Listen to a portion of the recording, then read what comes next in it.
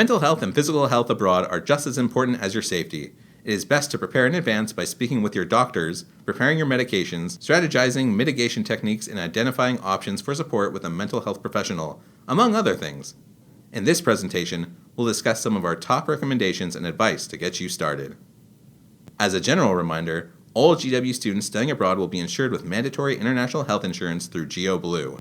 It will be helpful to familiarize yourself with that plan's coverage and the resources available through GeoBlue's app and website. GeoBlue also offers pre-departure support through their pre-departure survey questionnaire, which students can begin filling out now to get connected with a GeoBlue representative who can help provide you with the support and resources you need to help prepare for a healthy study abroad semester. Please ensure that you fully watch our GeoBlue pre-departure orientation video following this video. Studying abroad, though exciting, can have its ups and downs and can subsequently take a toll on your mental health, especially if this is an area you already struggle with. This experience will take you away from your current support networks and may put you in uncomfortable situations confronting sometimes very intense cultural differences or clashes. This is to be expected, but doesn't mean you shouldn't capitalize on the opportunity to study abroad, but rather should work on your plan for managing your mental health while abroad and potentially employing new strategies. Hey y'all, it's Michelle checking in from London, and this semester I'm studying at the School of Oriental and African Studies. And before coming abroad, I was definitely nervous on how it will affect my mental health and ways in which I could cope to keep my mental health on check and the best it could possibly be. And with this, I found ways in which I could work around to keep my mental health good and make sure I am good and make sure I'm good. So first, I started working out. So with that, I love music and it just gets me going. So for the hour or hour and a half I spend working out, I just listen to Afrobeats, and having my Afrobeats playlist blasting in my ears definitely keeps me going, refreshes me, takes away all the stress I have. And additionally, I started baking, cooking, and painting to allow my creative juices flow. So with baking, I bake lemon cakes, cheesecakes, carrot cakes, chocolate chip cookies, and just doing all of that allows me to take a break from reality, and then it just lets me keep going and just refreshes me. And also with painting, I just am able to put my emotions on a canvas, whether it's abstract or painting something specifically, and it just helps me just feel refreshed and gives me a break from reality and just lets me be in my own feelings and in my own space. And all these things that I have incorporated since being abroad has definitely helped with my mental health and just keeping me happy and enjoying my time abroad so far. Bye.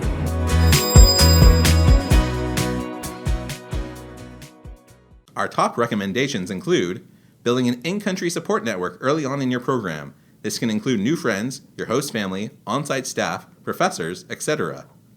Incorporating healthy coping mechanisms. These can be tips and tricks that maybe your home health provider shared with you or a modification of things you've already been doing at home.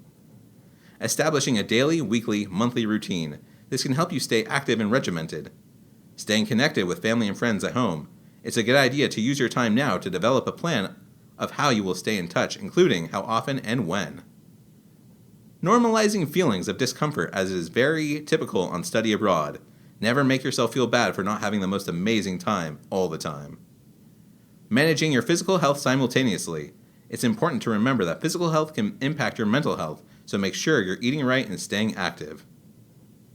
Journaling and keeping track of your mood. This is not only a great way to remember all of your experiences and what you've learned, but also can help you be more cognizant of your feelings, moods, and triggers. Allowing yourself time for rest. Again, you don't have to be on the go 24/7 just because you were abroad. It's okay to have a night in and relax. And remembering that your problems are not location dependent. It's easy to think that if you're struggling with something at GW, it will all be better when you travel abroad. However, in reality, your struggles will follow you and are tied with you and not your location. Students can often feel emotional distress when the study abroad experience does not live up to their expectations. The biggest thing that you can do to prepare, as we previously discussed, is to conduct research in advance on your host destination and work on your goal setting. Another important thing you can be doing is to help set your expectations, is to be mindful of your social media use and the effects of social media while you're studying abroad. Social media can lead to you feeling pressure from your friends and family to be posting more fun content or feelings of guilt or resentment over others abroad who may be posting more content. It's very important to work now on developing a healthy relationship and plan for your social media use while abroad, which can include setting certain boundaries and expectations for your friends and family as well. Everyone is different as to what might trigger or elicit an emotional response, but in the spirit of realistic expectation setting, we wanted to share with you a few additional examples of aspects in which unrealistic expectations resulted in undue stress. Misperceiving what your commute will look like and not being prepared for a longer commute to school every day. Difficulty with academic cultural differences like class schedules, dress codes, or credit discrepancies. Struggles with language acquisition and the speed at which this might occur for you. Independent travel plans and expecting to be on the go every weekend. Medical or prescription preparations, such as incorrectly assuming you could go without necessary mental health medications or other medications during your semester abroad. And above all, comparing yourself and your experiences to others. If you or a fellow GW student is experiencing a difficult time and you are concerned, you can submit a Care Network report with GW by simply searching the GW Care Network and selecting Care Network Report on this page. The care team will reach out to you or the student in question to offer additional support and resources, even while abroad. In terms of your physical health, on the other hand, there are also things that you can be doing now to prepare. First and foremost, prior to going abroad, you should make a plan to meet with your doctors to discuss any pre-existing conditions, prescriptions, treatments, and any necessary immunizations for your host destination. You can typically find a list of recommended immunizations and other health preparations on the Center for Disease Control's (CDC) country-specific destination pages. If you are already taking any kind of regular prescription, you will want to ensure you speak with your doctor about having enough quantity to last the full semester and ensuring you keep everything in the original labels, as some medications may not be available or may not be legal abroad. Additionally, if you require any kind of accommodations abroad that you currently receive at GW, and this applies to academic accommodations as well, we would encourage you to also meet with the Disability Support Services Office to receive documentation of your accommodations in order to begin the process of seeking accommodations abroad. We would also encourage you to ensure you're up to date on COVID mitigation options like the most recent booster. When it comes to your physical health, there's various different factors you should also be considering as you prepare. One, often overlooked, contributing factor to your physical health is the environment. You should make sure to research local weather conditions for your time period you will be abroad, as not every country will be experiencing the same seasons, climates, and temperatures as we might here in the US at that time. You do not want to be caught off guard and forget to pack the proper jacket or ample rain clothes, or whatever the ideal garment may be. You should also be considering local diet and cuisine in conjunction with your own dietary restrictions. Some countries may be very meat-based, but perhaps you're vegetarian, or may find it's the opposite. This is especially important research if you have dietary restrictions or allergies. We recommend carrying a food allergy dietary restriction card translated into the local language to bring with you on a daily basis. While abroad, you should take personal steps to be mindful of the ingredients and let your host family or restaurants know about your dietary restrictions.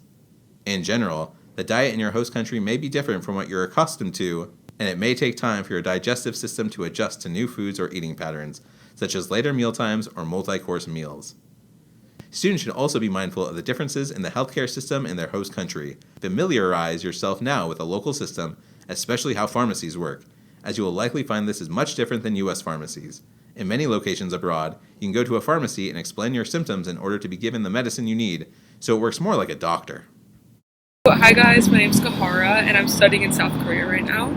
And today I'll be talking about just preparing for your physical health while abroad. Obviously, preparing yourself for possible changes in your mental and physical health are equally important while abroad.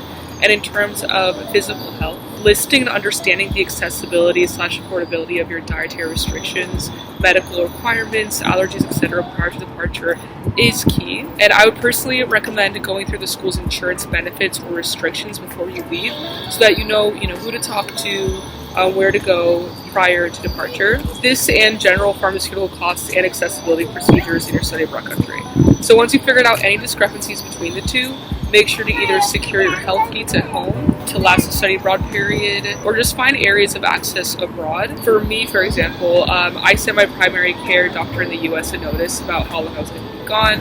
So in terms of my allergy medications, I was able to get that before I left. But that being said, in South Korea, accessing the same medications is a lot more affordable than it would be over the counter in the States. So that was just like an option that I had just in case. And then the same goes for securing your dietary needs while abroad, which I'm sure a lot of us have dietary restrictions, whether it's religious or just for our own, actual physical health and well-being.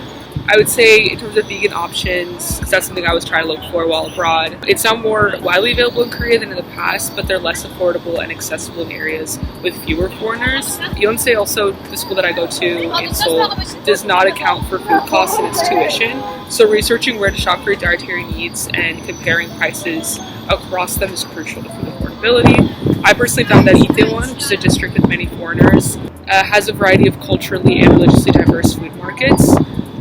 And those items include halal meat, vegan alternatives, and gluten-free products compared to the general area around Yonsei. So the markets are also closely lined together, which make the process a lot more convenient and easy. And all in all, research and preemptive measures are crucial to maintaining your physical health while abroad, and they should be done several months prior just to be safe.